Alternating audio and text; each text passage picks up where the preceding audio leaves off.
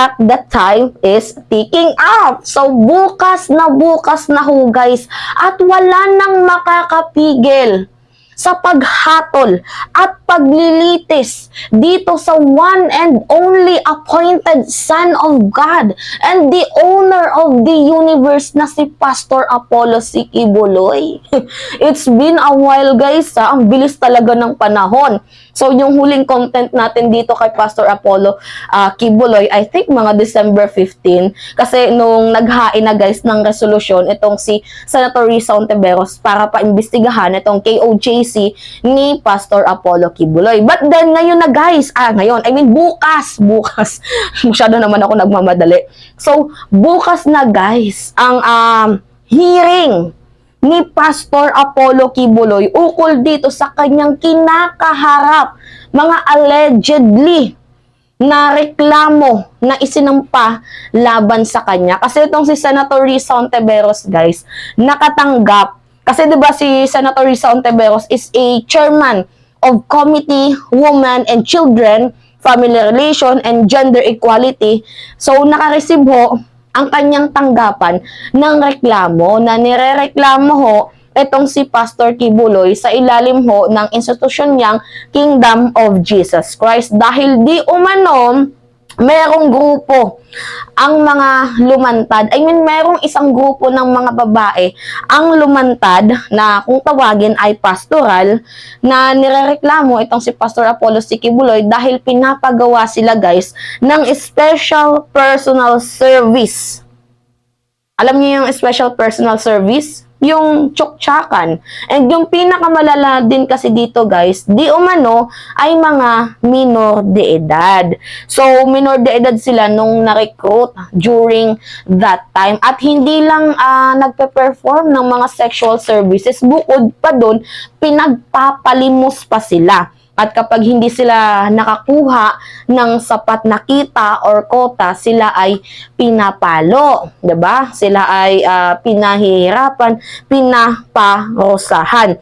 So, noong December 11, Ontiveros may resolusyon para maimbestigahan ang KOJC ni Quiboloy. So, naghain ho itong si Risa Ontiveros ng Senate Resolution 884 para ho imbestigahan itong Kingdom of Jesus Christ ni Pastor Apollo Quiboloy. Actually guys, we do not know. Actually, yung pamamalimos up to this moment, feeling ko nag-i-exist pa din yan kasi ito nga, pakita ko sa inyong video to galing to sa ibang bansa.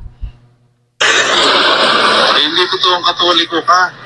Sisinungaling ka. Ano ginagawa mo rito? Bawal yan. Kay Quiboloy ka. Di ba? Hindi. Kay Quiboloy ka. Ayan, Dali kita sa pulis. Tara. Meron na pati sa airport ginaganyan nyo. Sinisira nyo pangalan ng mga Pilipino. Nakakahiya kayo. Ginagawa nyo mga pulubay mga Pilipino. The Children's Dream Foundation. No, KJC is what? Under the Kingdom of Jesus Christ. So you are from Mr. Quiboloy, Pastor Quiboloy, yeah? Yes or no? It's under sa... Diba? Nag-i-exist pa rin tong mga limos-limos effect. So, yun na nga, paimbestigahan ni Risa Ontiveros itong eksenang ganap na to. By the way, basahin natin to guys Kaya natigil na yung content ko dito kasi nung December 14, Senate probe on Quiboloy set for January 23, 2024. So, tomorrow na guys yung hearing ni Pastor Apollo Quiboloy about sa mga reklamo sa kanya and hoping na sana umattend siya. Kasi if hindi siya umattend, baka sakaling makontempt siya. Pero anyway, I think a-attend naman siya. Pero, yun nga lang, medyo nakakashock. I do not know kung a-attend siya or hindi, pero I hope na sana umattend siya. Kasi, if totoo mang wala siyang kasalanan, diba, harapin niya ito. Kung totoo mang wala siyang tinatago, kung hindi totoo itong mga allegation na to, abay humarap siya sa Senado, patunayan niyang sarili niya na siya ay inosente.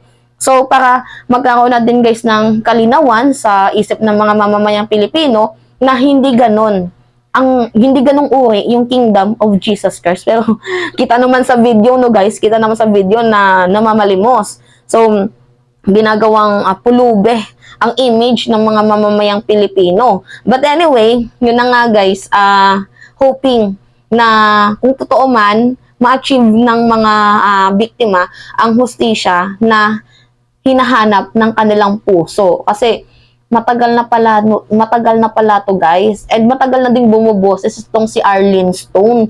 Kasi isa siya sa mga sa mga witnesses, yung nagsalitang babae. Pakita ko sa inyo yung mga slight video lang. Ito. Pastoral ni Pastor Apollo C. Tibuloy nung ako po ay nandoon kasama nila. Ang ibig po sabihin ng pastoral, tayo po ay member sa inner circle. Dalawang uri po ang pastoral. Merong inner circle at innermost circle. At ako po ay nabilong sa inner circle. I was 15 years old po nung una po ako na-convert kay Tibuloy. Okay. Yan, 'di ba? Alam niyo naman ata yan, hindi ko na kailangang i-play pa yung video kasi napanood niyo naman ata yan lahat. So, sa mga hindi pa po nakapanood, search na lang yung video ni Arlene Stone. So, hindi lang pala siya lumantad nung panahon ng yung nagkahetot-hetot na itong si Kibuloy dahil nga una about sa issue ng SMNI. 'Di ba? Totoo naman guys na nang dahil ito sa SMNI na issue hanggang sa napunta na dito sa suspension at sa iimbestigahan na din pati yung may-ari kasi mali-mali yung mga sinend nilang mga proofs na si Kibuloy daw yung may-ari tapos pagdating doon sa iba naman pala. So anyway, yun na nga, nagkahetot-hetot na nga, una sa SMNI, and then nasundan pa ng pangalawang problema, which is narereklamo ang Kingdom of Jesus Christ ni Pastor Apollo Kibuloy kasi itong mga babaeng to, mga pastoral, ay lumantad. At hindi lang siya guys ang nagsalita, mayroon ding isang lalaki na talagang binubugbog daw siya.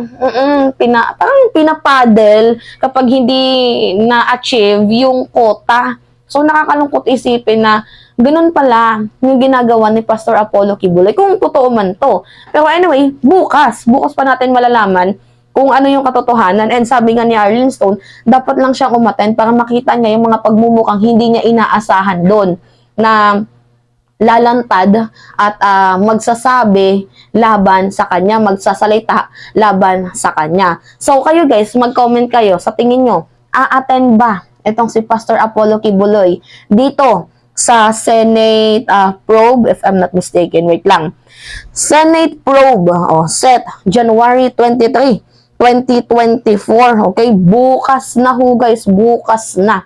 So, comment kayo guys, so, sa tingin nyo, a-attend. And kung sa tingin nyo, guilty ba or not guilty itong si Pastor Apollo Kibuloy. Kasi ang dami ding mga senador na mga DDS na kumakampi dito kay Pastor Apollo Kibuloy, lalong-lalo na si Robin at si Bato. Yan, sila yung mga kumakampi dito kay Pastor Apollo Kibuloy na sinabihan nila na nagsisinungaling itong si Arlene Stone. So, 'di ba, napaka-syungangers ng mga senador na imbes pa imbestigahan yung akusado, pinapaimbestigahan nila yung biktima. 'Di ba, mga tangi-tangi.